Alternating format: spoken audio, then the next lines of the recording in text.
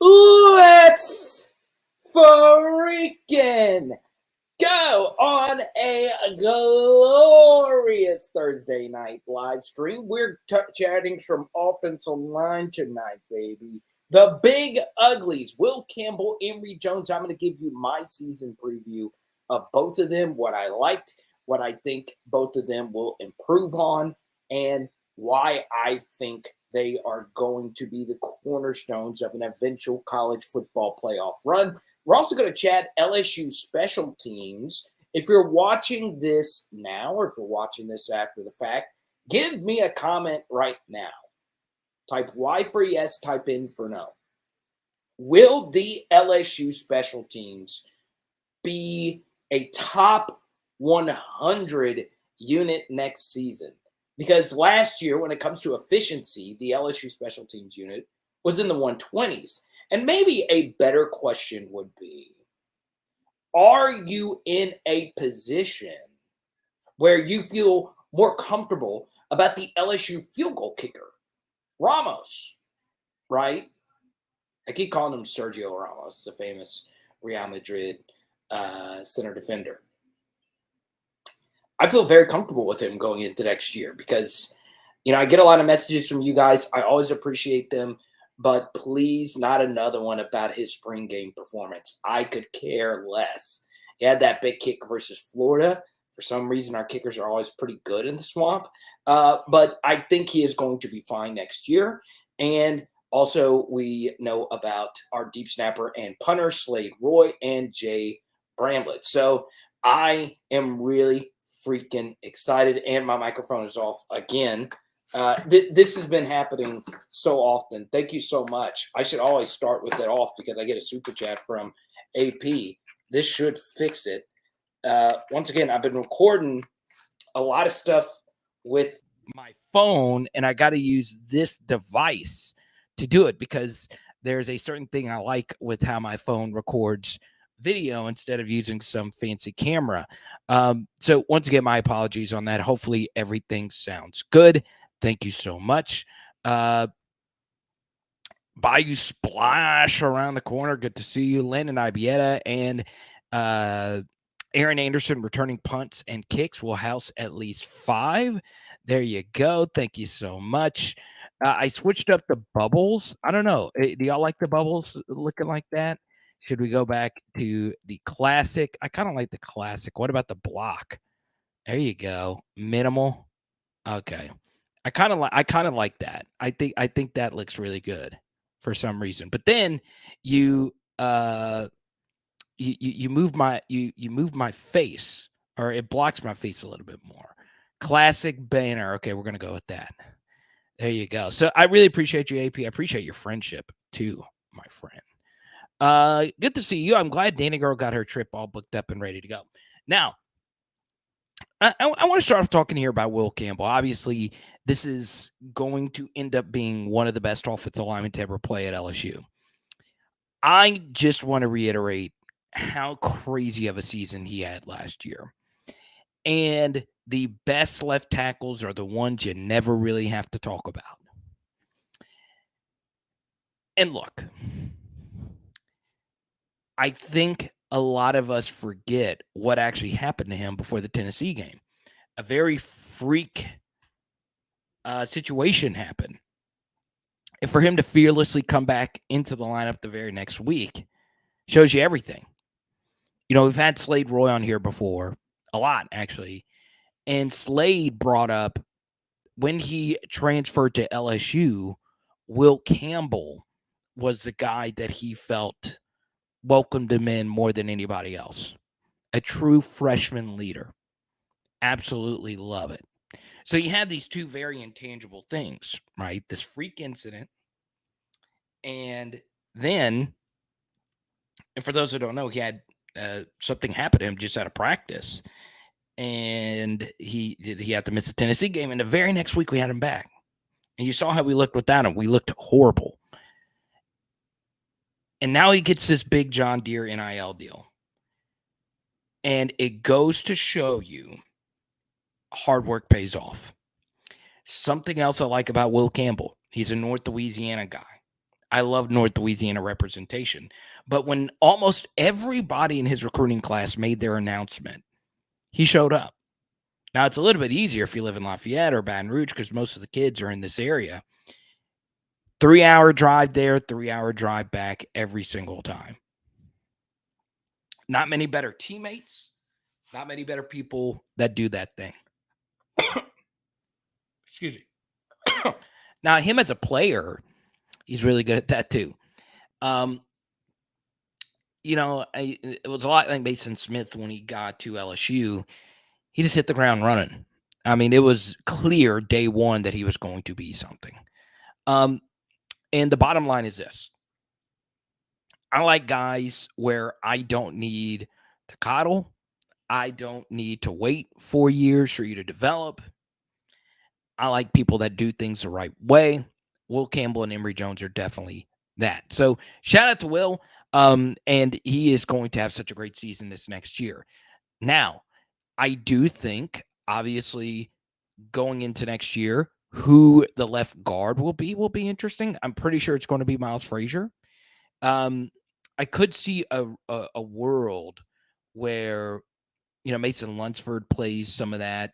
I could see Garrett Dellinger being left guard and Miles Frazier being right guard. I could see a lot of different things. We can also see a world where Emory Jones actually moves into guard and someone else plays offensive tackle. We could definitely see it. But like we did last week when we were talking about Charles Turner, I think the starting offensive line is going to be Will Campbell, Miles Frazier, Charles Turner, Garrett Dellinger, and Emory Jones. I think that's how it's going to line up. Anchors! I love it. And no, this is not a Vanderbilt live stream. But I got what you meant. What are we giving away tonight? Let's see. Let's give this out. I dropped it because I'm not smooth. Let's give out a Ty Davis Price rare 1-of-1 card. Giving this out for if we get to a hundo, we'll give this out tonight, or we'll give out another Kim Mulkey card. I got one for Jordan that I need to get in the mail. So there you go. And you got your Patrick Queen and Tyrann Matthew cards. Very good to see that. Kedrick, good to see you. He will be in Orlando. AP and Mick, good to see everybody. What's up, Simper? Good to see you.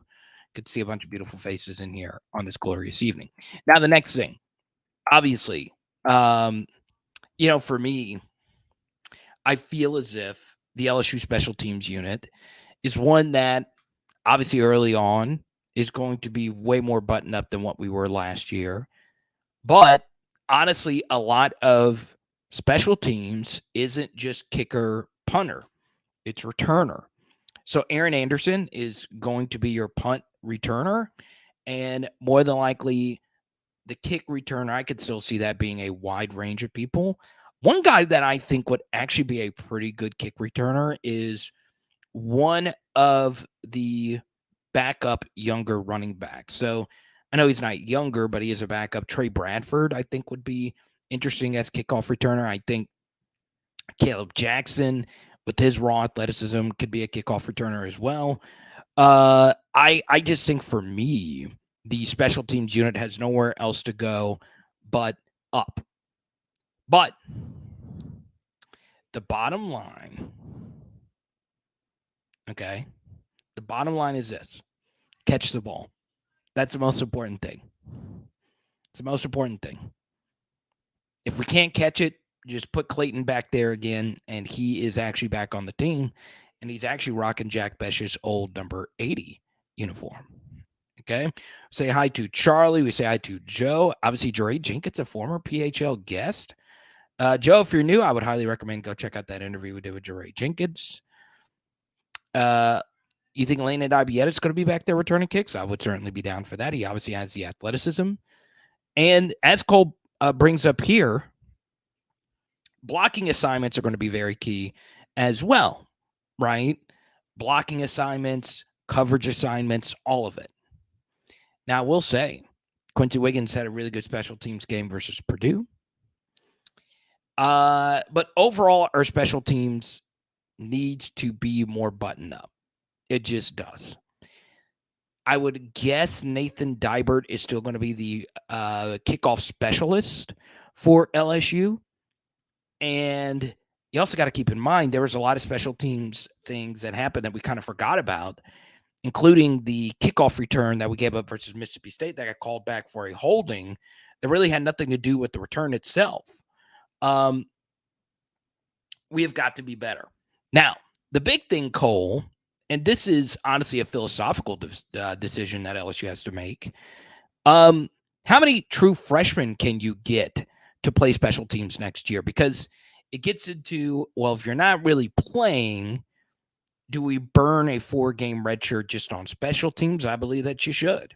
It is obviously a very important facet of the game. You know, last year, one of our best tacklers on punt team was Emory Jones. And once he started playing more, they took him off punt team. But we've got to be better in all facets of special teams. We just do. I thought my Mulkey card was a 1 of 1. Now we got a few copies. Want me to send you another one, though? I will. I could send you a separate one. Let's go to J Red. There you go. Hey, AP, man, you keep some of your collection to yourself. You know what's funny? The Jeremy Hill card you sent me was actually one I was looking at as well. And at this point, like, I have so much Jeremy stuff that I've given quite a bit of it out. I'm going to hold on to this one for a little bit.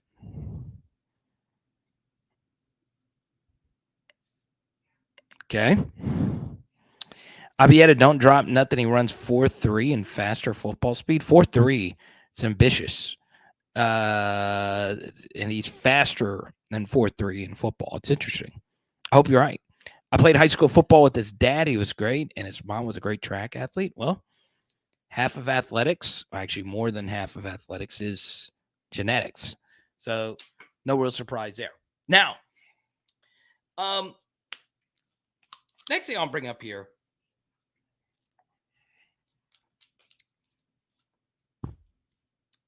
Especially when August hits, I won't touch on too much 2024 recruiting stuff. You can make a case that the absolutely positively next biggest announcement isn't until the end of August with Caden Durham.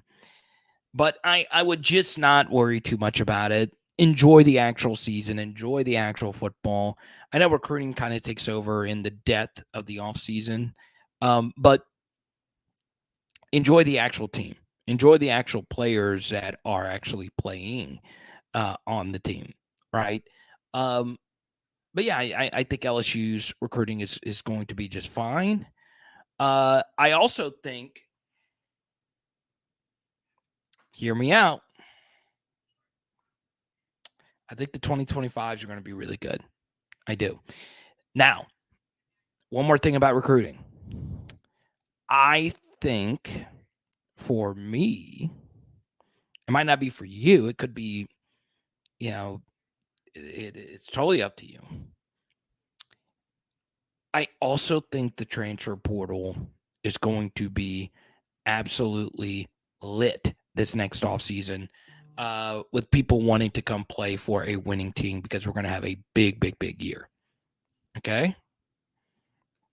Let's go to Joshua. You get to pick the next topic. Go right on ahead.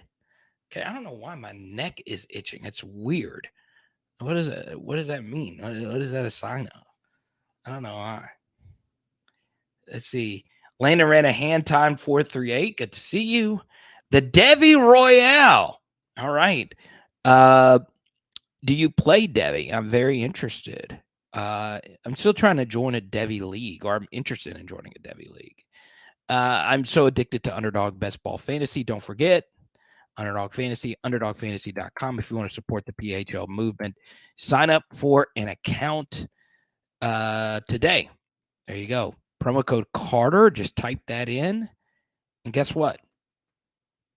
It goes a long way. So, Joshua, you get to pick the next topic. Go right on ahead, okay? So I did just take one. I did. Annabella, good to see you. Landon ran a hand time 4.38 in high school. All right, there we go. I believe it. I mean, he can fly. But 4.38 is really fast. It's really, really, really fast. But if he is that fast, he should play. So for those who don't know, Devy is like a different form of fantasy football that takes into account you being drafted before you ever even play a college down. Oh, look at that. My guy. I did not know this. Like, I was like, I know the name, but I was like, I would be shocked if he was in our chat. Okay, so for those that don't know, Kevin is actually a pretty big, Devy fantasy football player and a very well-respected fantasy analyst. So, Devy, you actually draft your these players coming out of high school. You look at their athletic profiles, you look at their fit, and you can have a Campus to Canton league where you're drafting guys. We've had a few Campus to Canton guys, I think, on here before or on some of the radio shows I've done. Now, the reason why I bring that up is because this is an independent arbiter. I don't know if I use that phrase correctly, but this is an independent thinker. He is not an LSU fan. He is just someone that likes Aaron Anderson. So if that's the case, this guy, Kevin, the boys _22, he plays in these Devy leagues. Guess what? It costs money. It costs money to be in these leagues. So, it's serious.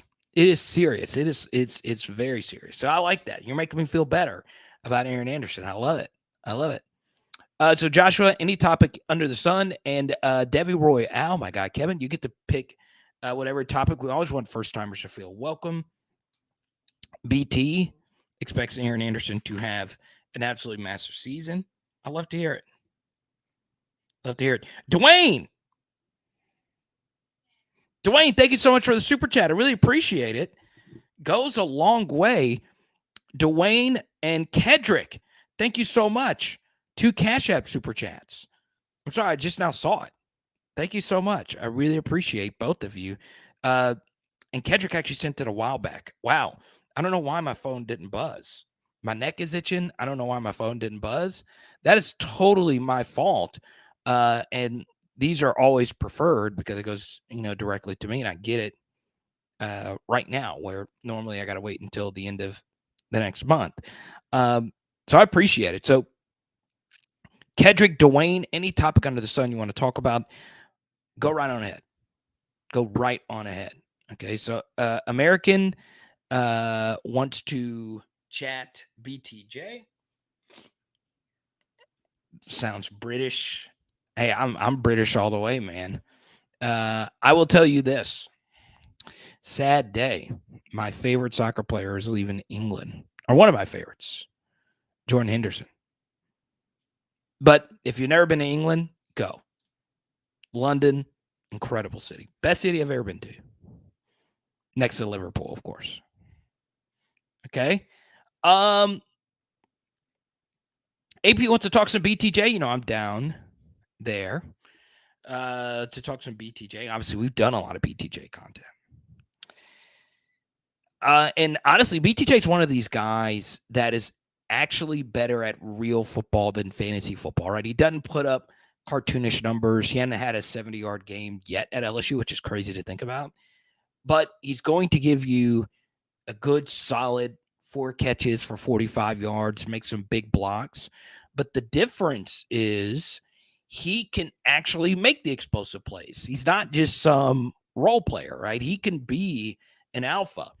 The thing is going to be AP. Does he get alpha amount of targets, and does he also become an alpha himself? He would sometimes disappear. He would sometimes get a little bit of the dropsies. So there you go. I love it. Doug knows. We'll talk some Caleb Jackson tonight. We did a whole Caleb Jackson stream last night. I'm down. Caleb Jackson clocked at 23.4 miles per hour in workouts. The boy is freakishly athletic. And he is definitely up there, Doug, as one of the most athletic players we have on the team already. And you guys know how I am about thick running backs. You guys know how I am about thickness at the running back position. I love it. Jordan wants to talk some Kai Prean. There we go. Let's get to it. Kylie, good to see you. I know it's not really Kylie, it's the significant other of Kylie. Let's go to Joshua's super chat. We'll talk about that along with Kai Prean. Debbie Royale coming in. Caleb is 100% getting slept on. Once again, Debbie Royale. Good to have somebody that actually looks at all the high school footage. That's good stuff. Do you think any of our wide receivers have breakout speed? Like, do you think our wide receivers are good enough? I was watching some film for the bowl game, and they seem to struggle to get away. Yeah, I don't. Are you talking about the Kansas State bowl game or this last bowl game? No, they were flying. That Malik Neighbors run on the jet sweep toss, blazing. But I will say this, Joshua, there were some games where they weren't at their best. I do think, to go along with your point, they did struggle in some road game scenarios. Now, I will defend the Auburn game because the offense as a whole sucked. There wasn't a position group on offense that had a good game. Not a single one outside of John Emery. The grass at Auburn was thick, and a lot of our guys tripped on themselves because the field conditions weren't the most pristine. Now, it sounds like an excuse, but it's true. You can watch the tape for yourself. The Florida State game was also not the best. That kind of makes sense, though. It's the first game of the season. And the Arkansas game wasn't the best game from our receivers either. So we do need to play better away from Tiger Stadium. And obviously, the next thing is going to be, is there someone that could step up opposite Malik and be a deep threat, right? Because Jure was such a good deep threat for us last year. And that's the thing, if I know, for me personally, I had a higher grade on Kyle Parker and Sheldon Sampson than I did Kai Prean and Jaylen Brown. But I will say, especially Jaylen Brown, he's got the elite speed, right? He is truly fast and he can get behind people. Now, is he a complete receiver? Not yet. But, him and Kai Prean could find a way to play next year. It is open, right? I don't think like being a burner is necessarily Kyron Lacey's game. But if you're Landon Ibieta and you have elite speed, which he does, you have a chance to go along with what Joshua said to play a lot next year. And then obviously a lot of speed resides in Aaron Anderson. But the knee issues do worry you some. But yes, to go along with Doug's super chat, I got to be honest, and Caleb Jackson, he the dude's just got it, man. He has got the juice. Athletically, so much of playing running back at the next level, and the fantasy community knows this better than anybody. But it's just physics, honestly. More often than not, you have to have a prerequisite weight to play in the SEC or the NFL at the running back position. We say hi to Rob G. Good to see you. Last bowl game besides Neighbors. Yeah, I thought BTJ had a good game. Obviously, Dre didn't play. Kayshawn didn't play. Jack didn't play. So it was a lot of Kyron Lacey. But yeah, it's kind of hard to just evaluate that bowl game as a whole because we're playing a JV team. So there you go. Let's get to as many super chats. I feel so bad because I missed the first buzz in super chats. I have no idea why my Cash App notifications weren't going. So Kedrick and Dwayne, let me know. And I really appreciate y'all's generosity. It is never, ever taken lightly. Okay. Thoughts on an LSU heavy ESPYs last night? I loved it. Absolutely loved it. Obviously, the LSU women's team and Justin Jefferson and Livy presenting Lolo Jones being there. It's good stuff. Obviously, good stuff. It's the brand. It's a brand. No, I'm telling you, no college brand in sports sticks out like that LSU brand, especially now. Hell, this last year feels like a dream. It really does. It really, really, really does. So Jordan follows up here. I love Kai. I do too. Now, what I would say is, I went back and I watched his St. James film from last year, and it was good. It was really, really, really solid. Uh, the issue is just playing. Okay, let's keep it going here. Let's keep running back chatter going. I love running back chatter. So let's go look at all 8 of the scholarship guys, and we've already talked a good bit about Caleb Jackson, and obviously we've talked a lot about Trey Holly last night, and we kind of sort of floated around with the other 6 running backs. So let's go through each and every one of them, what I like and what could potentially hold us back.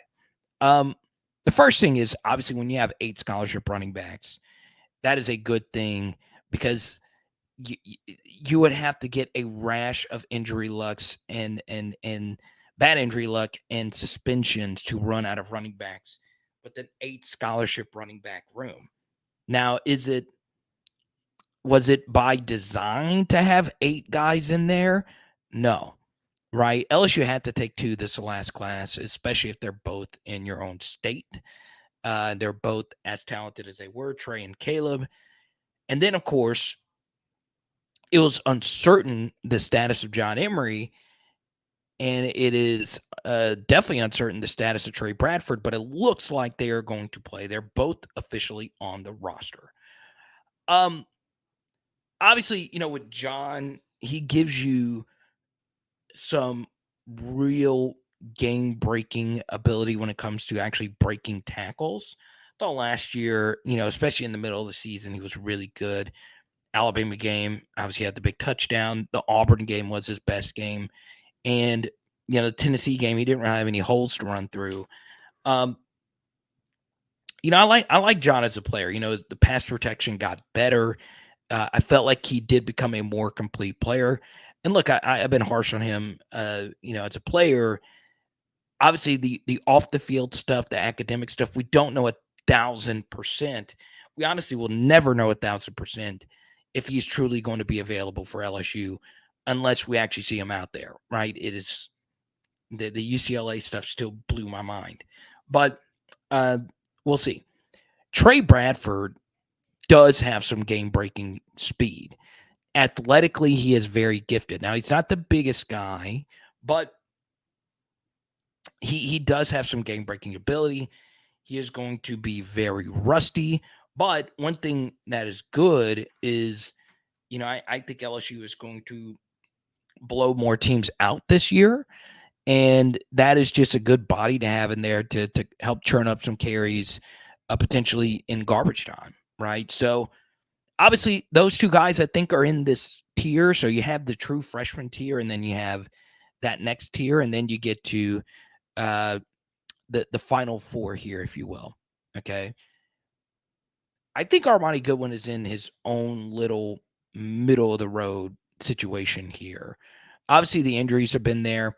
For me, I think for me,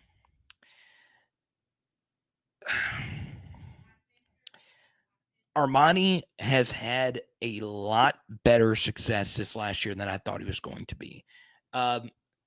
He broke some tackles in that Mississippi State game. That's always been something he has struggled with, just getting that first guy to miss. That was obviously really good, and we know he's got the speed. It's just the health. He has just been very injured since he has been at LSU. And I do think he is in a tier of his own, just right there in the middle.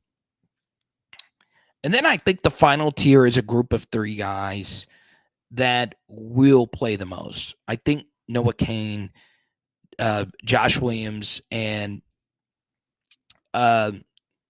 the transfer Logan Diggs are going to be the top 3.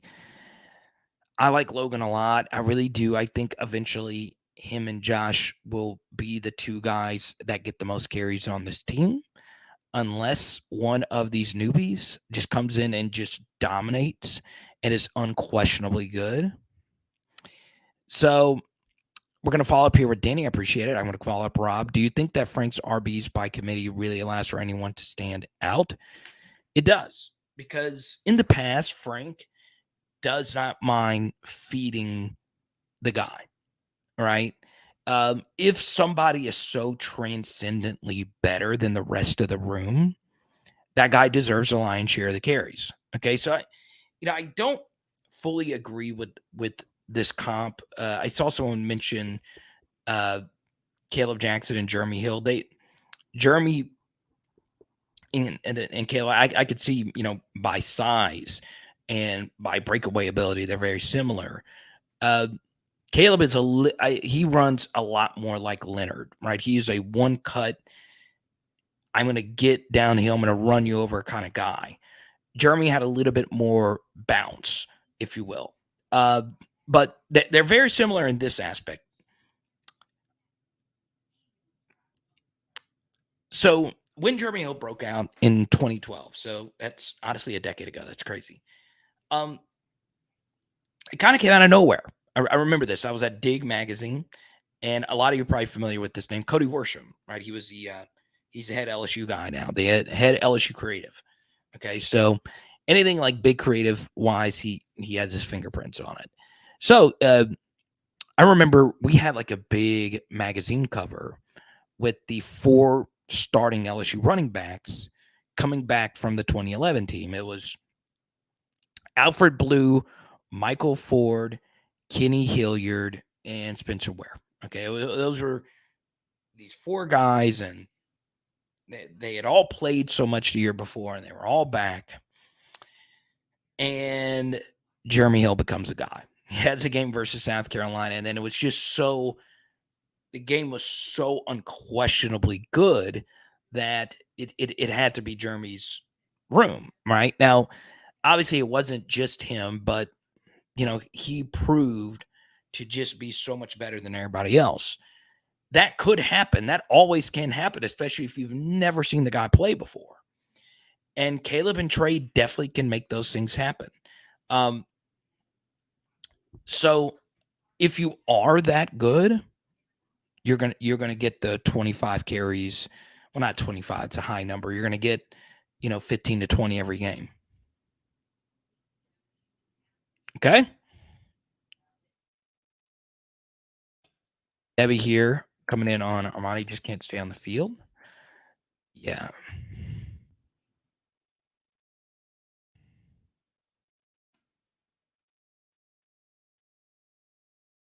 See, Armani was the only breakaway threat at running back last season. Was he? I mean, he had the breakaway run against Mississippi State. I don't know if that was so much speed as it was just Mississippi State being tired, if I'm being honest. But yeah, it was a long touchdown run. But Noah Cain had some long runs. Josh Williams had some long runs. But yeah, Armani definitely does have that in the realm of possibility. So Dwayne, thank you so much. I really appreciate this. Do I expect a big season from Quincy Wiggins?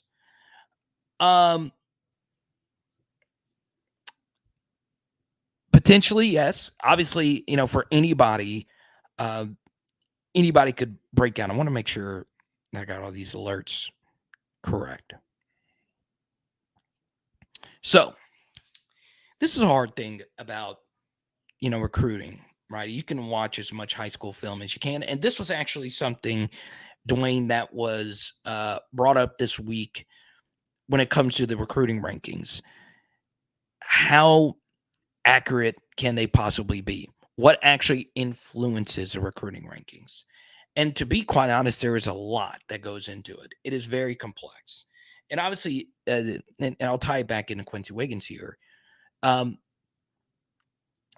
biggest thing, Dwayne, was why do recruiting rankings change when there's no high school games happening?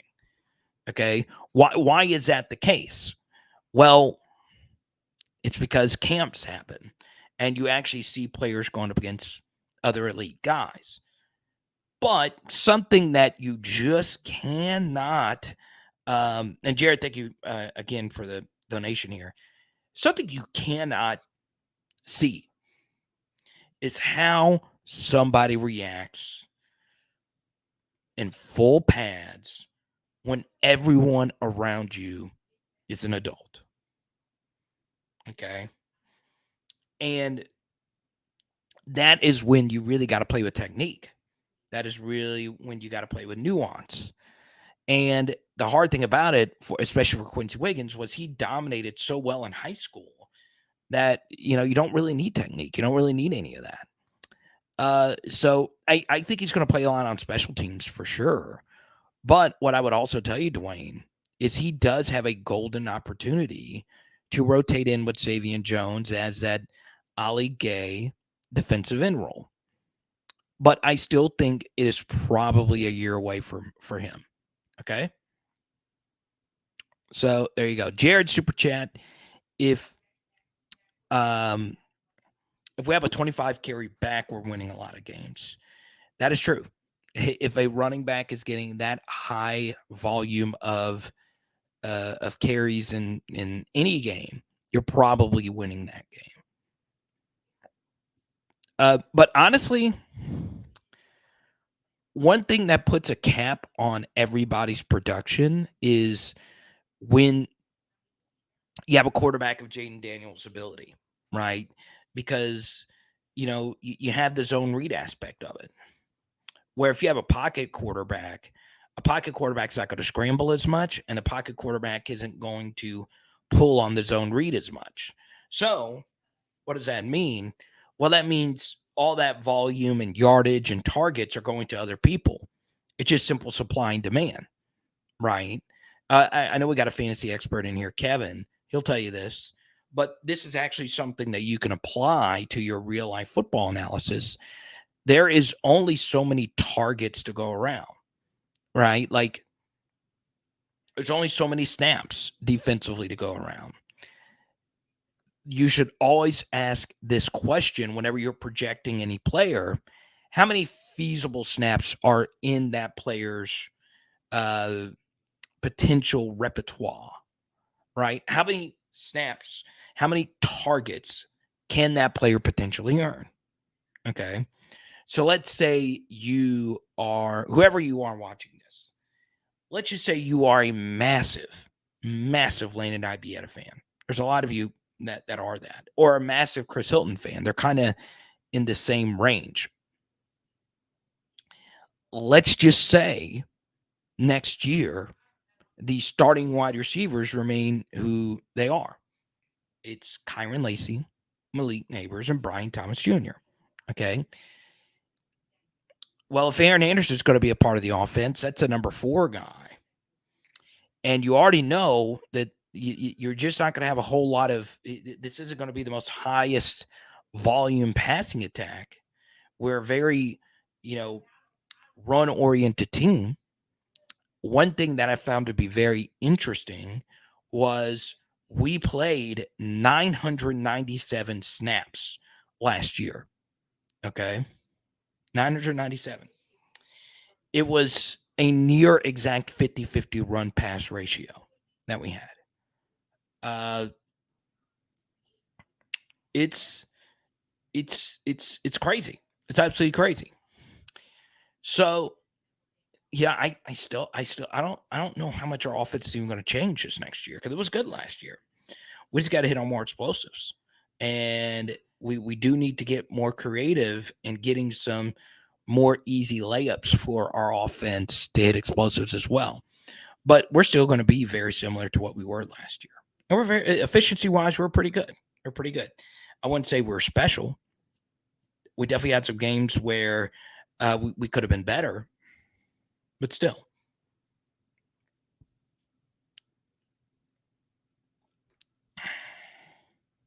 But Dwayne, thank you so much. I really appreciate you. Man, that was such a great run. It really was. I don't care if it was Purdue's second or third string. That run was crazy. And the crazy thing about it was like they didn't actually just defend that the absolute worst. They were in position to make plays. Um, and something else, about to go along with like runs. Okay, this was one of our first PHL Patreon breakdowns.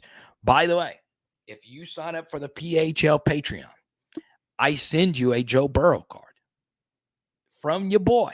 I send you a Joe Burrow card from me. It goes straight to you. Who wouldn't want a Joey B card? Who wouldn't want the extra breakdowns? Who wouldn't want access to the Discord? Special announcement for our patrons. I wanted to do it on the live stream. We're actually going to start doing some Patreon exclusive live streams coming up, right? Where it'll just be the patrons in the Discord chatting. That's coming up. So sign up now. You get extra access to me. You get a one-on-one with me if you decide to opt in to do that. And we talk about life. It's not just LSU football. We talk about whatever you want. And there you go. Now, next thing. I want to be as clear as I possibly can that I do root for every single player on this team. I do. Like, I don't, like, obviously I know some of the players now, but like, I mean, I don't like, I don't have favorites. I just want the best players to play, and I want everyone to be happy, live your dreams, but that's just not how it is. Some players play, some players don't. Okay. Now, one thing that I do look for, though, is how well do you get along with everybody else? Okay.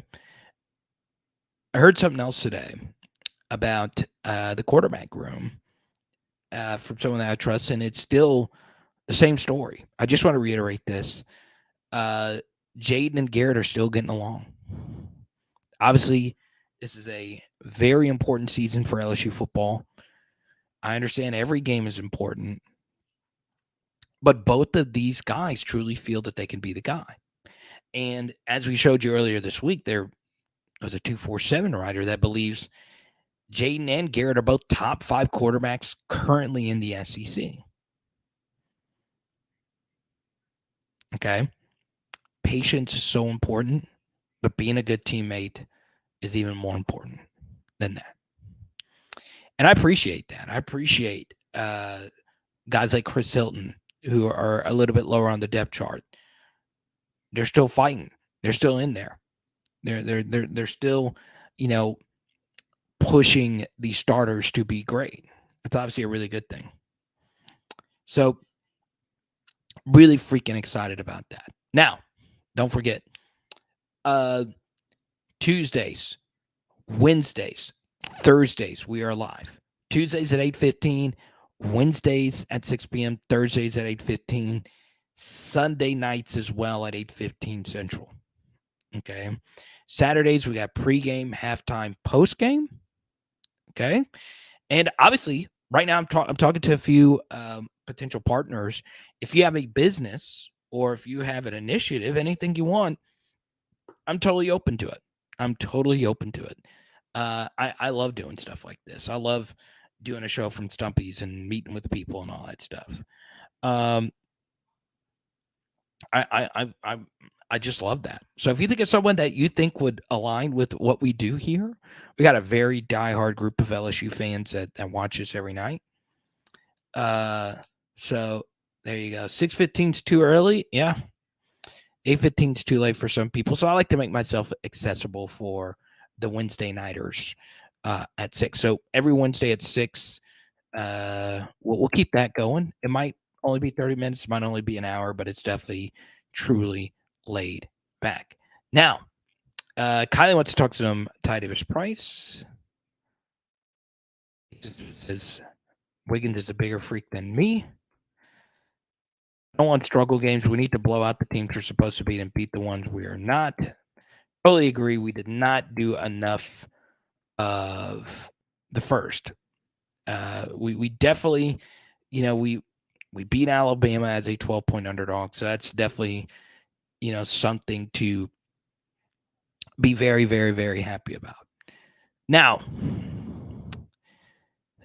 let me ask you this, and I highly doubt that a lot of you have been able to do this because it's the longest, deepest dive I've ever done on Power Hour SEC. Type Y for yes, type N for no. If you watched what I dropped earlier tonight about Kentucky football and their fraudulent behavior in the SEC over the past decade. Some of you have been able to watch it, some of you weren't. It is long. I think it's like 35 minutes, something like that. It took me forever. It took me over a month of just researching, not just their program at the SEC as a whole, but I'll tie this into LSU right now. Okay.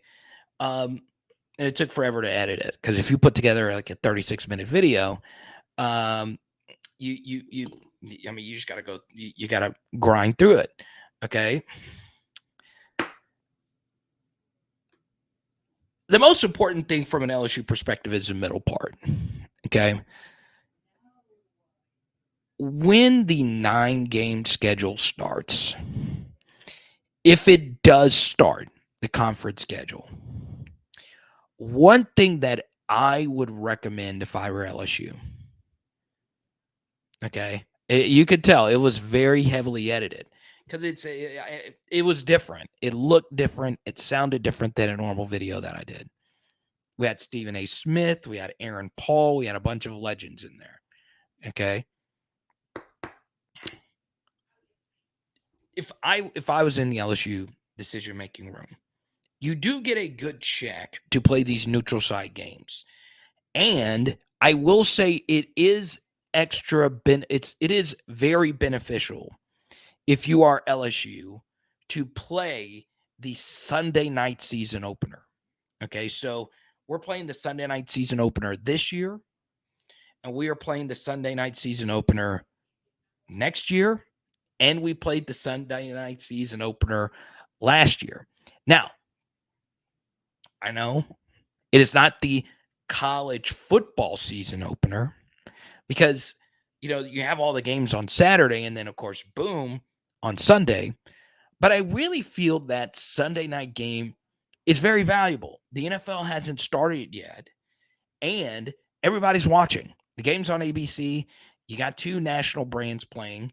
There is a lot of brand pushing you're able to do because you're one of the only 2 teams playing. You have a captive audience, right? It's part of the reason why the LSU Iowa games were so big, or the women's final. There was nothing else on. LSU Florida baseball. Monday night, there was nothing else on. Okay. LSU playing the game 3 on Monday. Now, I hated the fact that what happened on Saturday happened, but that was actually a really good thing because there's nothing else on Monday night. So I get it. I get the benefit of playing on Sunday. What I would say, though, is after looking at just hundreds of schedules, hundreds of games, I looked at the elite programs. I looked at the not so elite programs, studied their schedules. It is hard to play good football in week 1, especially in college football. Okay. You have 2 things working against you. Number 1, if you play a big season opener in the NFL, no big deal, right? You got all these other games. Same thing is true in college basketball, college baseball. Much is made of opening day in those sports. It's really nothing. It's just one game on the schedule. But in college football, the game just matters so much, especially if you're playing against a good team. Okay. But here's what's really interesting. The game matters so much. It does. Now, it's not going to matter as much when you go to 12, but it does matter so much. A loss is so crucial. Okay.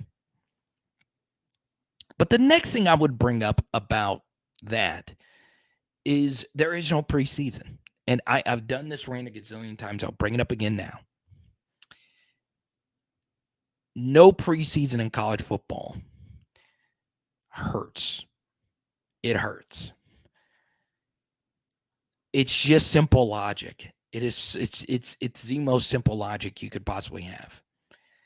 You go from only playing on your turf, only playing against your teammates, and then a game that matters so much.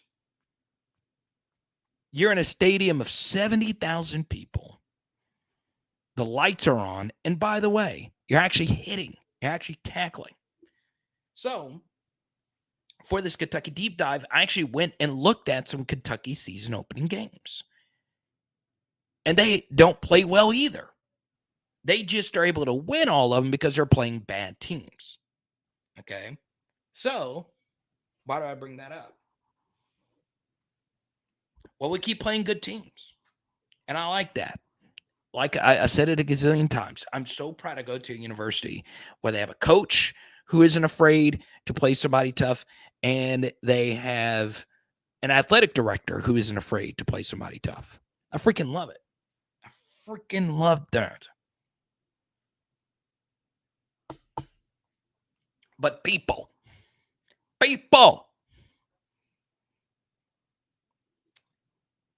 we have got to start playing better in these games. We've got to start playing better in these spots. And that's why this game versus Florida State is going to be so critical. It's going to be so critical. Because if we play well, especially if we win, it'll give us some confidence going into the USC game the next year. Okay? Because it's hard. It is so hard, right? So here's a few examples. All right. 2021 Georgia. All right. One of the best teams. They won a national championship. Now, they did play against a really good Clemson team. I mean, a really, really good Clemson team in 2021 in the season opener. Okay. And it wasn't one of the best Clemson teams, but it was a really good team. They only scored 10 points. And that 2021 Georgia team, they didn't have the right quarterback pick. They had a bunch of guys playing who didn't end up really being the difference makers on the team. It's hard. And they only scored 10 points. That was by far their season's fewest. Okay. You look at Pitt, the Tennessee Pitt game from earlier this year. If you would have watched Tennessee in week 2 at Pitt, you would have never thought that was a team that was going to blow us out in Tiger Stadium. These early Power 5 games are hard. They are so hard. Jared says UK sucks. Never going back there again. Worst trip ever. Dang, man. I guess it has more to... That was an Orgeron era thing. But then again, if you're interested in knowing more about this topic, I dove really deep into it. And this was all the research here. So this is one page of it. This is another page of it. Another page of it. And here's my ugly handwriting right here. There you go. So, yeah, it was interesting. It was really, really, really interesting. And they do not have a week 0 game going into it next year.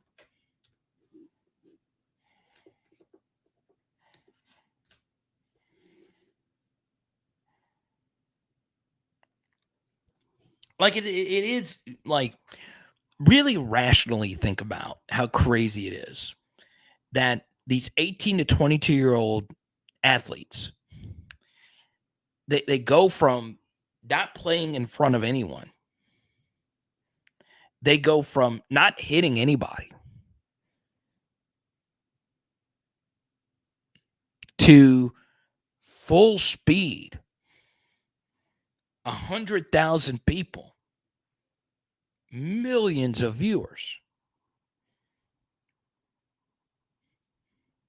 It's crazy. It's absolutely crazy. It's absolutely crazy to think about. And when you put yourself in their shoes, it's hard to do that, obviously. Let that just sink into your psyche. It's crazy. It is absolutely crazy. Serial killer handwriting. That's world class, man. That is world class. Now,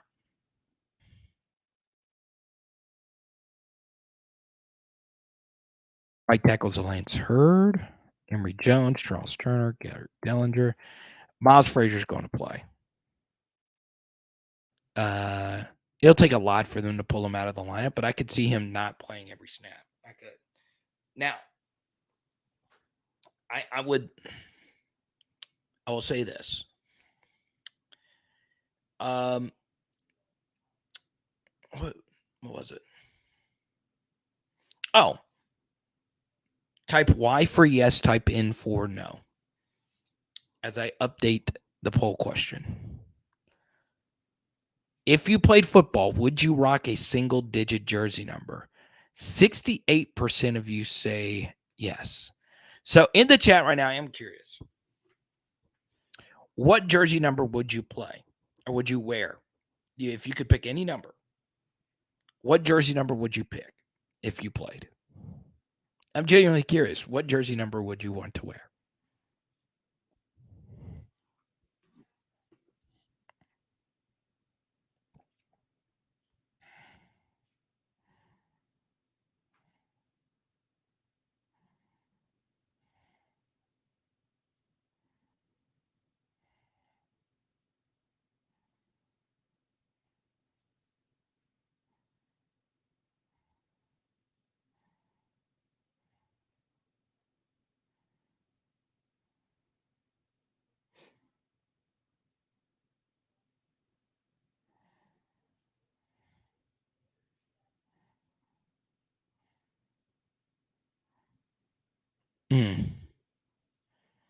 War number 63. You're a water boy. You got a Thrax. Tony the Tiger said, "Look, I'm rocking the Terrace Marshall, baby. I'm rocking the Shelton Sampson Jr., baby. I love it. I freaking love it. Man, what a freaking day. What a freaking day. I know about y'all.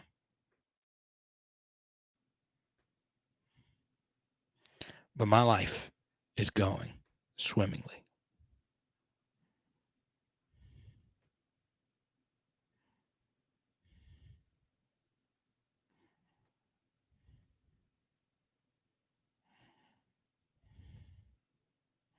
$78 or $63. We got a bunch of linemen in here. I like that. That's my squad right there. Oh, let's go. Jim Taylor. That's good stuff. Now, here's what we're going to do. In the next 5 to 10 minutes, I'll answer as many questions as we possibly can. But if you super chat, we'll keep this party moving all night. Okay? I would love to chat about anything. I will also tell you this. I'm so fried. I don't know if I'm ever going to do another deep dive like that again. It took forever. Like, it took like 1,000 different takes, organizing all these notes, reading my own handwriting. There we go. That's what we're here for, Jared. It's the point of this community, man. We're just diehard LSU football fans. That's it, man. We'll sit here all day and share Derek Dillon stories. We'll sit here all day and share Carnell Hatcher stories. Who remembers Carnell Hatcher? Doug knows war number 23 or 88. 88 is a great football number. That is a great football number.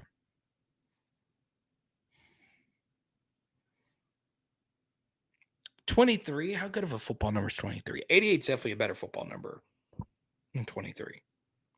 Throw up the X, baby. Huh? Michael Irvin, Des Bryant, now CeeDee Lamb. I wish more receivers wore jersey numbers in the 80s. And you guys know how I am about jersey numbers. If you don't make plays, take off the single digit. Okay? I don't mean to put any pressure on any young man, but everybody wants a single digit jersey number. That is precious capital. Okay? It's precious. I'm just saying. If I give you jersey number 1, Aaron Anderson, you better be him. You better be Himothy. Himothy. Himothy. Huh? If you wear number 2, Kyron Lacey, this is your year, man. You got the single digit, bro. I mean, it's got to count.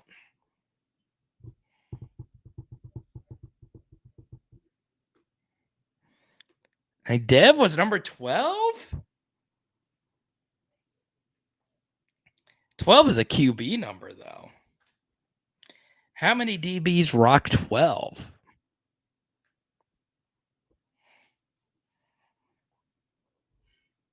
I don't know. I don't know. 12 just doesn't look like a DB number, though.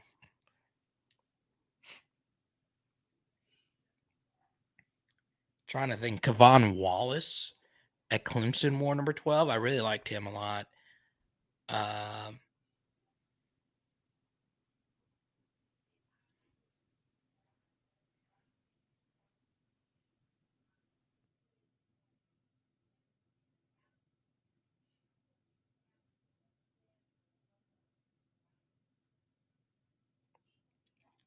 Derek Davis wore number 12. Buster said no because I was never that good. Man, 80 is arguably the number for wide receivers. Like when Jack Besher and I used to chat, I always told him number 80. Once again, shout out to Jack Besh. He took a photo with the PHLer not too long ago. That was really cool. Man, number 80. Yo.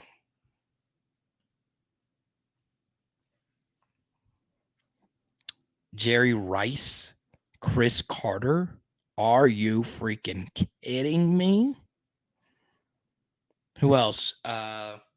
Steve Largent. There you go. Steve Largent was a freaking monster, bro.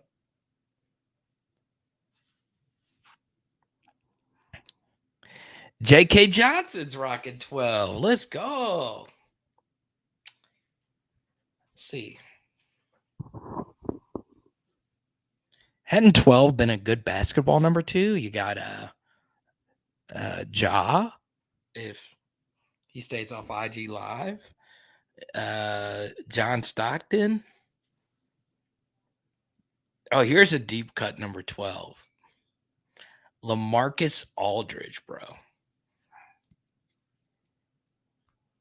There you go, Cole. Drew Pearson. I love me some Drew Pearson. I do.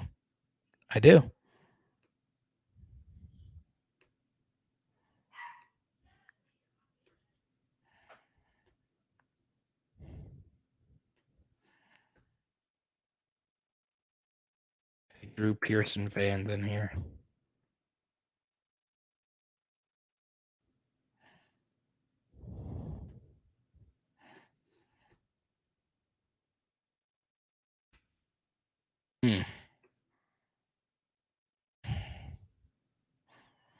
Black OT.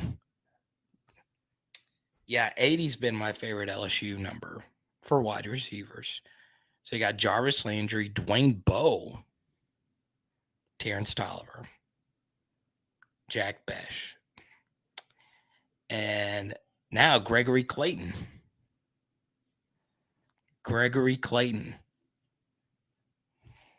Let's go to work, Clayton.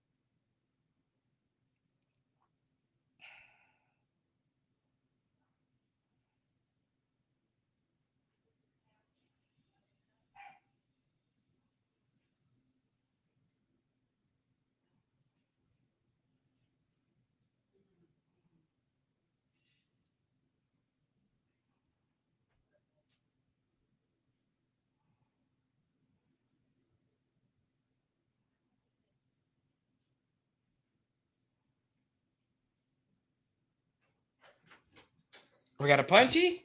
Yep. We got a punchy. Hush, Carter. What are you telling me to hush for? I'm trying to get the baby under control. She's being a baby. So that was... We got a punchy, y'all. Let's go.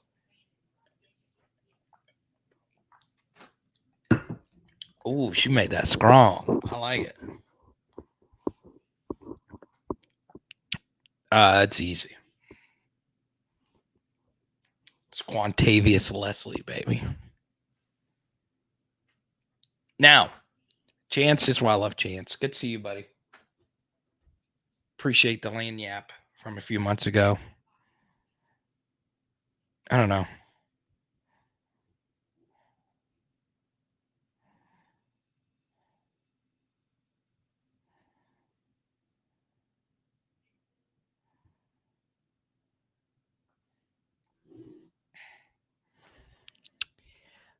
I'll talk about this. Okay. Big 12 Media Day happened. It's very different than SEC Media Day. Big 12 Media Day, I think, is only 1 day long. Okay. So basically, all these media members all go to one place, and all these players go to this place. The coolest thing I saw was Jalen Daniels, one of my favorite quarterbacks for Kansas. He had that necklace that played his highlights. It was so cool. He had someone put an Apple Watch in like a chain, and his highlights were playing on it. Okay. One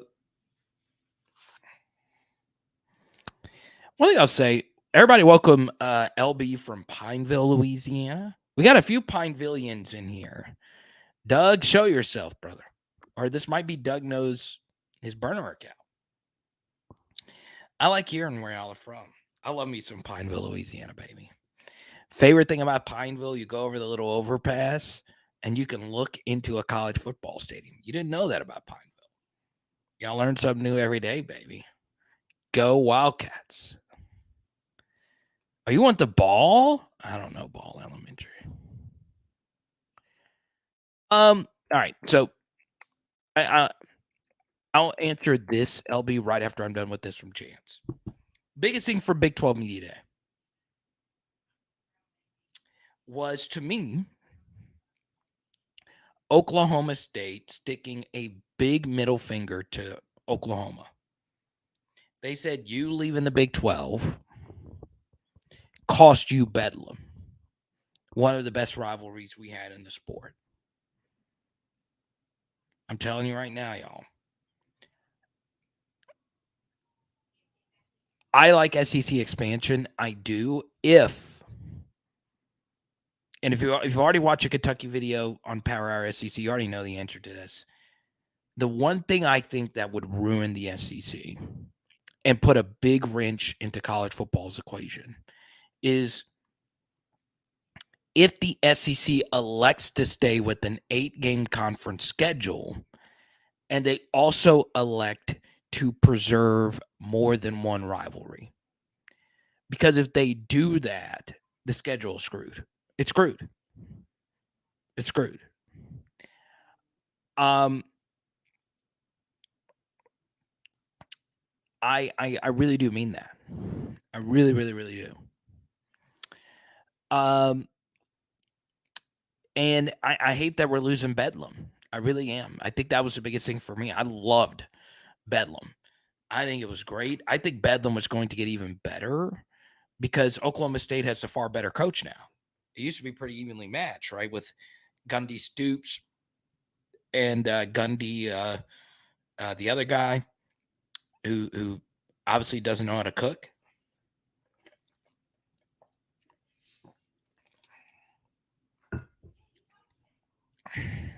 Now, if LSU loses out on Colin Simmons, won't losing out on Melvin Hills and Gabriel Relaford hurt? What is my assessment of Hills and Relaford? It's a good question. Okay. So, first thing, I touched on this a little bit earlier, LB. I wouldn't stress too much about any high school recruit that is not like transcendent. at this point. Like, obviously, if Colin Simmons decided, hey, I'm going to LSU, I'm committing right now, big deal. Caden Durham, we're spending a lot of resources and time recruiting him. If he decides to not pick LSU or picks LSU, whatever, it's a big deal. All right. But, I do think just as a whole, for both of these young men, I thought they were fine. I liked Relaford better than Hills. I was a little shocked that we weren't more in on Relaford. I mean, I think Hills is fine. Relaford is a beast athletically. He has got some real athleticism, kind of a tweener on where he can actually fit in, but he has got some real pop to his game. So yeah, I think I would have liked Relaford more than Hills, but I also am going to be very patient with this defensive line recruiting cycle. I think there's a few dominoes still left out there. Obviously, Dominic McKinley, but I won't go too deep into this now. But there are some other pieces out there that LSU is currently evaluating. And look, a lot of this could be for naught. Let's just say some of these transfers coming in that have multiple years of eligibility left. Maybe they can cook. Maybe these guys are good, and we're just kind of sleeping on them. Let's go to Buster here. Why not 9 conference games? Okay. We'll touch on this again.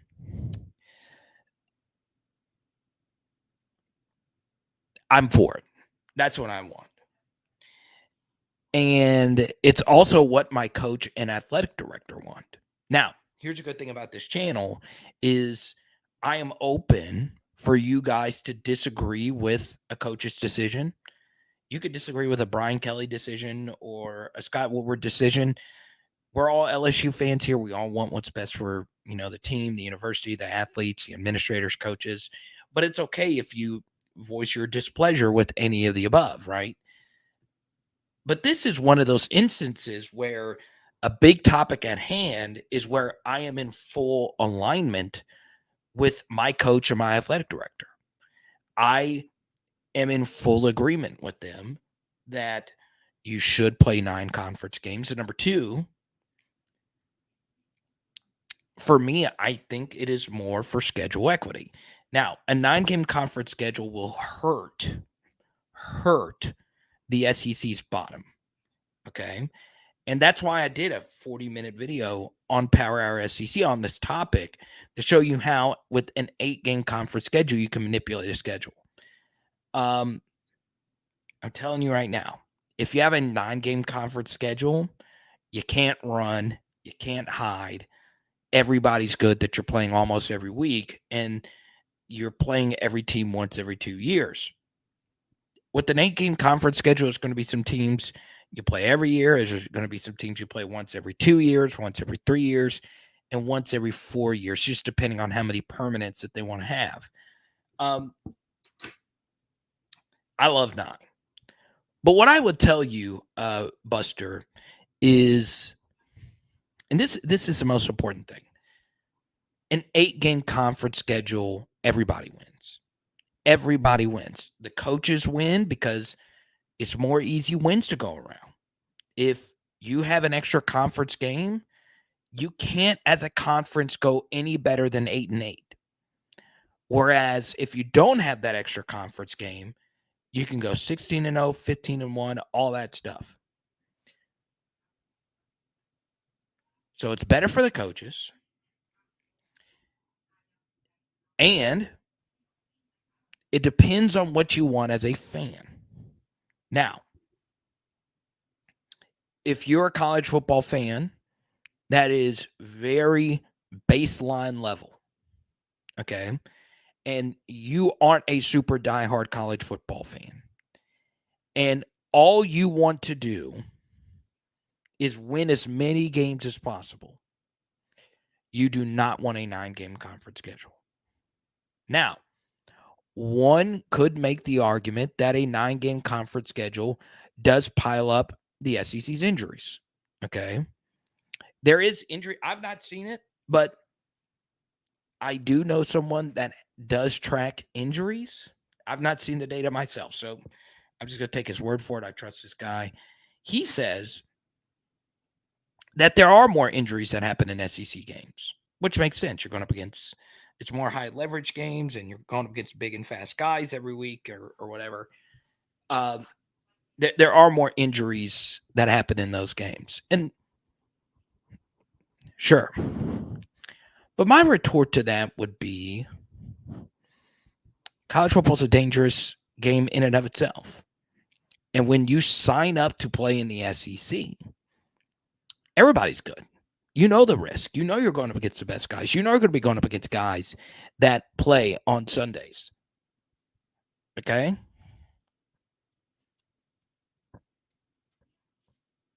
It's tough. It's really, really, really tough. So what I would say to anyone, taking this in right now, you really, really, really need to think about what you want out of college football. If you want an 8-game conference schedule, if you want a 9-game conference schedule, I prefer 9. It's going to take a lot for me to not want 9. But the more I learn how the playoff works, and the more I learn about, the bottom half teams and how important each and every one of these victories are, maybe 8 is better for everybody. Maybe it is.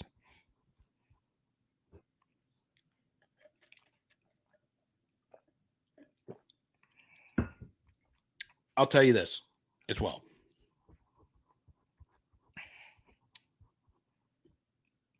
The College Football Playoff Committee and how the playoff committee goes about who makes it in and who doesn't. One thing that they do look at, all right? Now, one source has told me this. I've not been able to confirm this. I would love to be able to confirm this with somebody. But one thing that they do look at is how many wins you have versus a 7-5 team. It is true. That is one thing that one source told me that they look at. Your record versus 7-5 teams at the end of the season. Okay. Now, it goes back to the simple math. This is not the NFL where there is a finite amount of wins for all the teams. Okay. It's college football. Yes, in theory, everybody only has 12 games, but in conference, they all play diametrically different schedules. They do in the out of conference. And if you add an extra conference game, you're going to have more non-7-5 teams in your conference. It's just simple logic. So I prefer 9, but understand that. Understand that. 9 conference games and then a 12-team playoff, that's a long, hard season. So my answer, my retort to that would be this, coming from a 9 guy, is which one of these two adds extra games to the equation? Well, it's a 12-team playoff. They added extra games to the equation. My thing is a 9-conference game schedule to an 8-conference game schedule. It's still the same amount of games. My wife says you picked the movie. So now I'm on the big screen. Z, what's good? How you doing? Zippy's daiquiris on you next time.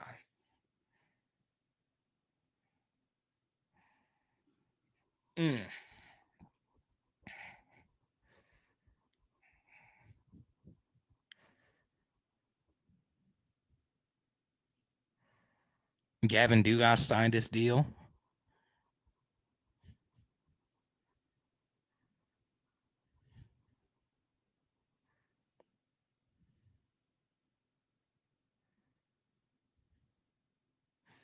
Gavin Dugas got a $20,000 check today. Good for him. Just signing the signing bonus.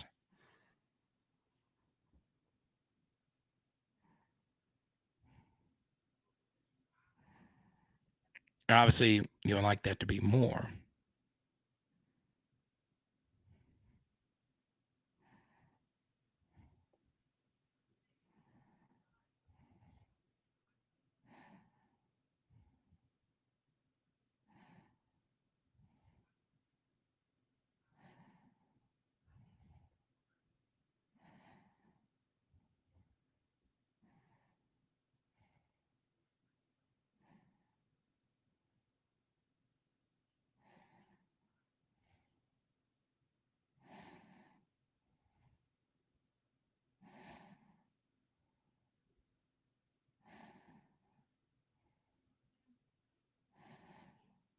Hmm.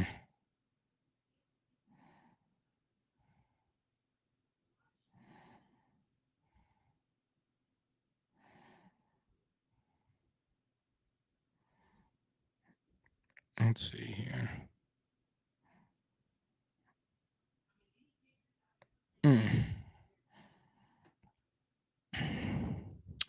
SEC championship game needs to be abolished.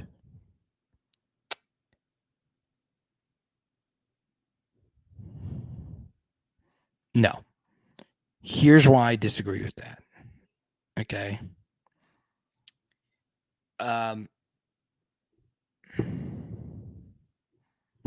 So, especially now that there's not going to be no divisions. Actually, no. I agree with you. Or I'll put it this way. I'm open to a discussion with this. What I would also say about this, Doug, though, is if there is no conference championship game, true. But if there is no conference championship game, the playoff field will expand to 16. Now, how do I know this? Well, this is no sourcing at all. I was able to, jump on a phone call earlier this week with someone who knows how the college football playoff format really works. Okay?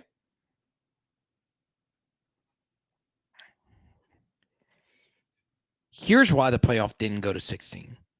If they would have gone to 16, they would have made that much more money. And there is, a school of thought that that a 16 team playoff is something that all the teams would want, because that means the top 4 seeds would get a home playoff game, right? And you make more money that way.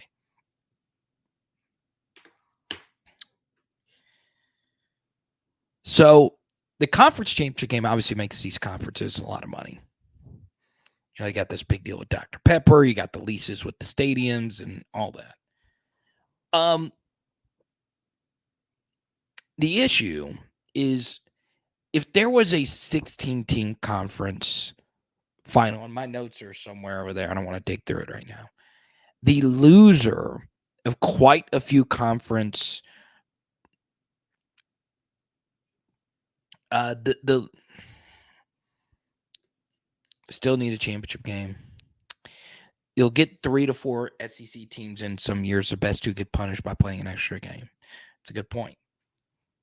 So, yeah, I'm open to it. But what I would tell you, Doug, is if they abolish the conference championship game, they're going to want to make up their revenue somewhere. And how they would do it is add an extra add 4 extra playoff teams. The reason why I don't think they went to 16 is because the loser of a lot of conference championship games still would have gotten into the playoff. They still would have gotten in. Now, because of that A&M loss, we would not have gotten into a 16-teamer. We wouldn't have. At least I don't think so. I can look that up really quickly.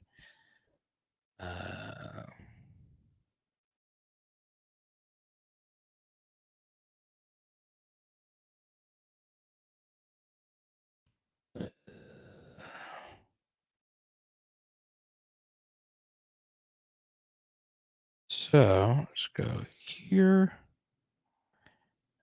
And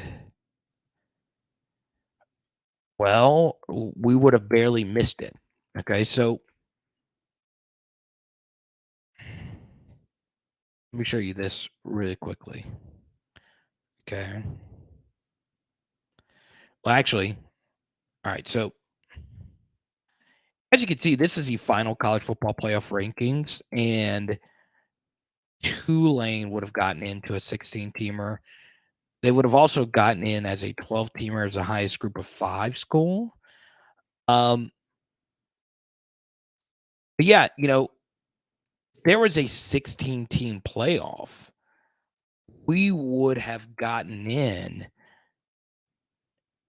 after that loss to Texas A&M. If there was no conference championship game, we still would have gotten in.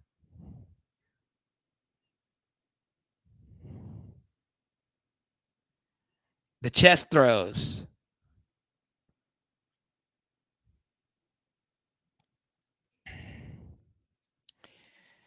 Yeah, but this would be Doug's retort to that. Okay. And Doug and I'll say this. I think this would be Doug's retort to that, Jack. Winning the SEC championship game gets you a top seed in the playoff. True. But what happened though is, number one, you would lose the home playoff game. All right. The home playoff game being played on campus is going to make those universities so much money. Okay. Could you imagine an LSU tailgate for a freaking playoff game? That would be insane. Okay. And then if you win that game and you get one of the top 4 seeds, yes, you get a bye. But you also lose a home playoff game, and then you are rewarded with the neutral site game. So yes, that team has to play one more game, but it's not as if, you're gaining some major advantage being one of the top seeds. And also being one of those top seeds, let's just say it's Georgia, and let's just say, we beat LSU. One of those teams that's going to be sneaking in, like an 8-9 slot, is going to be Alabama. So if Alabama wins the 8-9 game, oh, oh, oh.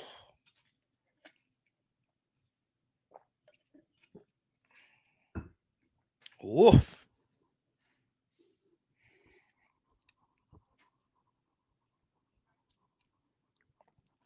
So Dwayne is in agreement here with the Doug Knows. I like it. I like it.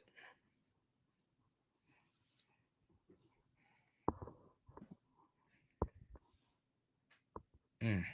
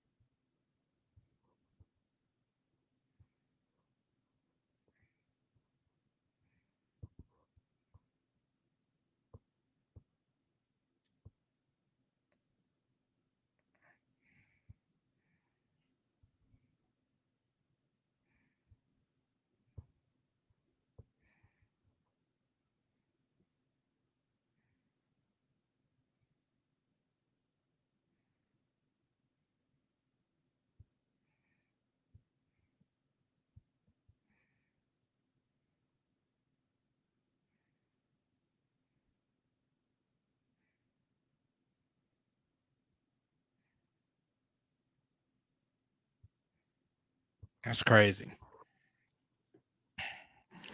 Blanche says 8-4 is the game he's most concerned about this year, as he should be. It's just never going to be an easy game from this point forward. I just feel it. I don't feel like we're ever going to blow them out again. I'll say this. Obviously, I miss Arkansas being, the big LSU rivalry. I just always loved going to that game. But will Texas A&M ever really be like a game that really gets the juices flowing for anybody? No, and this is why I'll say it, Blanche. Lately, I have followed a few other Texas A&M accounts and just Texas accounts as well, just on social media. They have such a natural hatred for each other, that it is to the point where that rivalry could become the biggest in the SEC. My favorite SEC rivalry, my favorite rivalry in sports will always be Ole Miss, Mississippi State. It is always my favorite. It's always going to be my favorite. Nothing will ever beat that for me. Alabama, Auburn, I think is a little overrated. I think the Iron Bowl is a little overrated because the programs, when they've played, they've always been playing for the playoff or, some big postseason thing. So the game really isn't that big of a deal, right? Because they're always looking forward to the SEC championship game. Oftentimes more Alabama, but Auburn some as well. I think Texas and Texas A&M will remain like 7-5, 8-4, 9-3 kind of programs. And if they were to play every year, I do feel if they're always going to be in that range, that game will be a de facto playoff game. Whoever wins that game is getting in, right? And I do think there will be some years that they're both 7-5, 8-4, that they're not even close. So the game will just be the game. I really think that game could be something special. I really do. I think it just depends if the Master Blaster, it just depends, Blanche, if they actually aren't scared and if they aren't some baby back, what's.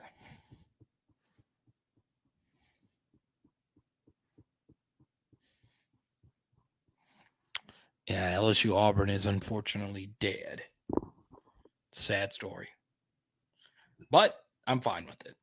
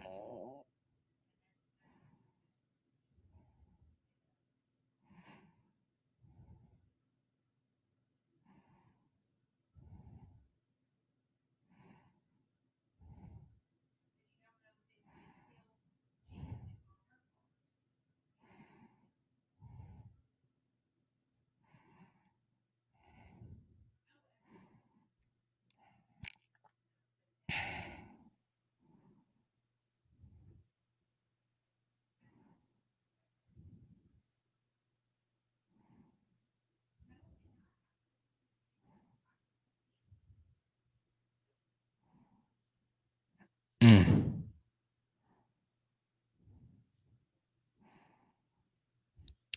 If we go to 9 every other year, baby.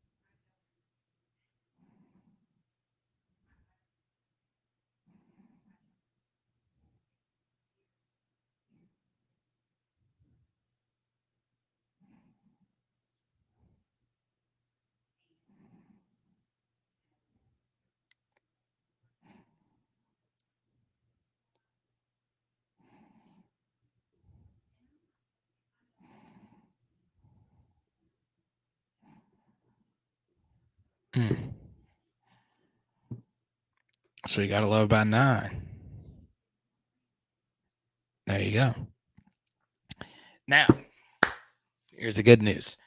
I will be chatting in the PHL Discord, so come on and hang out. Thanks again to our top super chatters tonight. Kedrick, AP, Dwayne, Jordan, Joshua, Jared, Grant, Doug, Rob G, and Danny girl. Danny. I love it. Oh, yeah. Here's a good thing.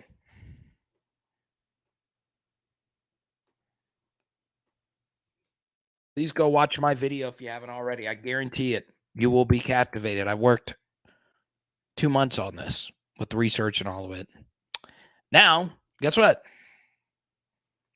Bruce Super Chats are going to keep it going. We're going to keep it going.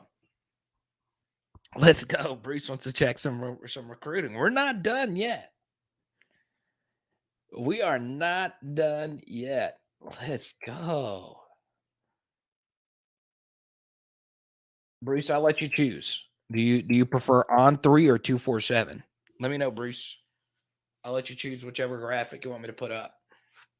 Or do you prefer rivals?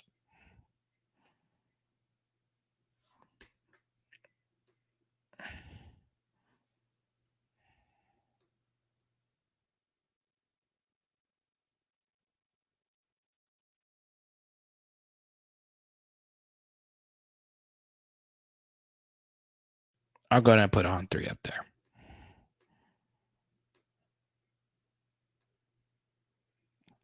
All right, I guess so. Bruce prefers on 3. So let's put him up there. Obviously, we got to close, man. Dominic McKinley, 5-star. Wardell Mack, top 100, 4-star. Obviously, 2 very important in-state guys that we got to close. Okay. Take a look at their industry comparison. Okay. Actually, I screwed it up.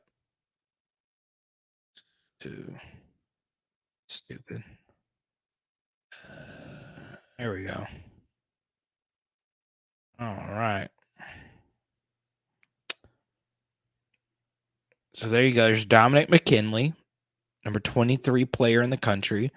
As you can see, 83% to LSU in the bottom left corner. Wardell Mack, 70 in the country. Okay. As you can see, 247 and ESPN don't like him as much. I think On 3 has him as the 19th best player in America. That's crazy. Look at these ratings fluctuations. Obviously, Trey Green is committed. Sean McBride is committed. So let's talk some Tylen Singleton. I feel pretty good about this one. I understand that there are quite a few people that still feel some type of way about Tackett Curtis. I totally get it. And this young man, of course, goes to the same high school. I feel pretty good about this.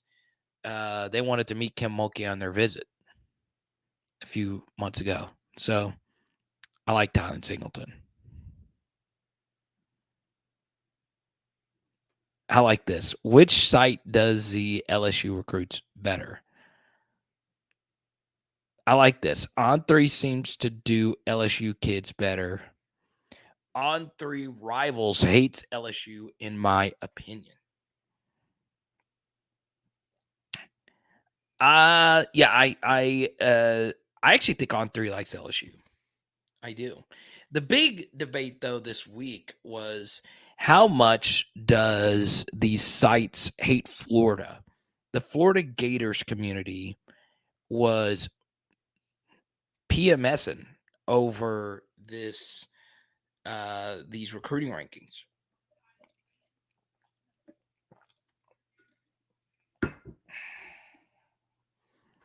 I'm like, really?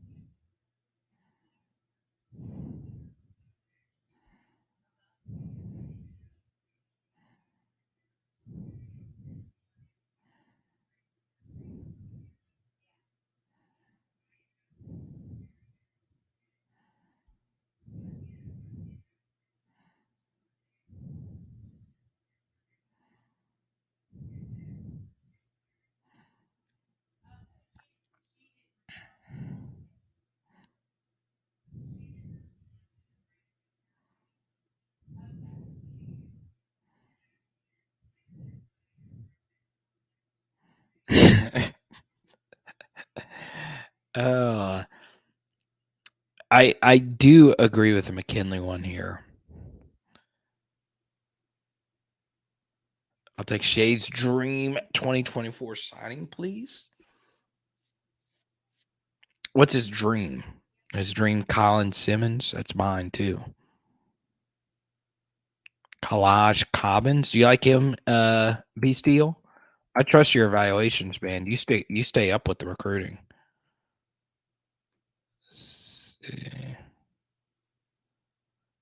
Jawan Johnson. I saw Jawan Johnson clarify that he's going to play corner. Kylan Billiot moved up in the rankings. 4-7 moved him way up more than anybody else. Michael Turner. Same thing, 247 and ESPN like him more than on 3. Joel Rogers. I like Joel a lot.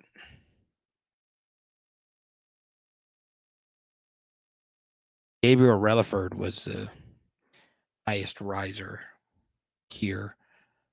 Texas A&M.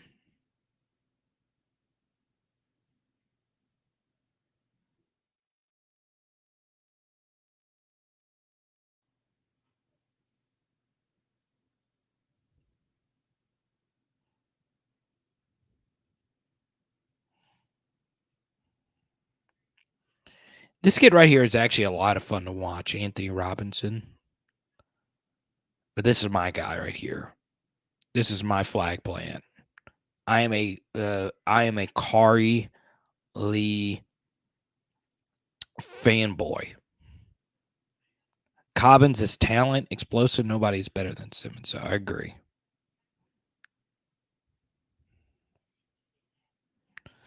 What's the latest I'll eat before bed? I've been trying to get better about eating earlier. But Jordan, I have such a bad diet. I'll eat whenever. So there you go. Now, I will do this again. If we get another super chat here at the end, here you go. Our SEC. Go watch this video. I highly recommend it. I'll answer a few more here, though. Bruce, I appreciate you rocking with me. I know you consume. I will say this. Bruce probably consumes more LSU content than anybody. Like, he is as good as it gets when it comes to being a super diehard, knowledgeable fan. I love it. Cobbins is wildly athletic, though. Obviously, a lot of it, Bruce, is, it's just going to come down to size, really. He plays a very important position, one that can change the defense that Matt House wants to run. But obviously, you got to have a little bit more size. But I'm hearing that he's filling out, man. I like that.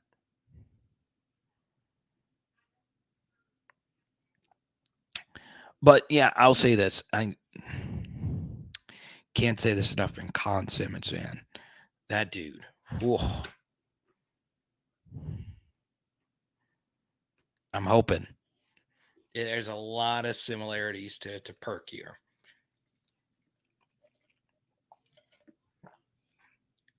A lot. Other than, he doesn't play offense. Perk played offense. But, I don't know, Bruce. I low-key feel good about Colin Simmons. I really do. I really do. I will say this, though. We need to get him on campus for the Arkansas game. I think the Arkansas game is going to be a night game. And we need to get our recruits in for a night game. I'll tell you this. I oftentimes think about Javian Toviano. Like, he was always committing to LSU. But could you imagine being an 18-year-old kid and you're not from Louisiana and you're still deciding on where you're going to go and you're in the stadium when the LSU-Alabama game happened? Could you imagine that? That's a good question, Pegasus. I'm actually going to go with offensive line. I will. Not only do you individually need to coach it, you need to coach it as a unit. Whereas, yes, it is true, wide receivers, if you run your route correctly, you can open things up for somebody else. But offensive line play is so much about togetherness. Obviously, QB coaching is important, but there are so many private QB coaches out there that, your actual position coach, offensive line coach, is just so crucial. It is so, so, so crucial. And there's private offensive line coaches as well, but I mean, yeah, I honestly think that. I really, really do think that. And Brad Davis is putting in some work on the trail, trying to get some kids to commit for 2024. Had a few, misses here on the offensive line recently, but I think we'll turn it around. I do. Now, don't forget, please go watch your Power Hour SEC breakdown. You will freaking love it. I'll link it one more time for each and every one of you. Go watch it, share it. It's long. If you fall asleep during it, I totally get it as well because it is late. It is Power Hour SEC. Boom. And tonight we are doing some stir fry. Let's go. Thanks, Bruce, for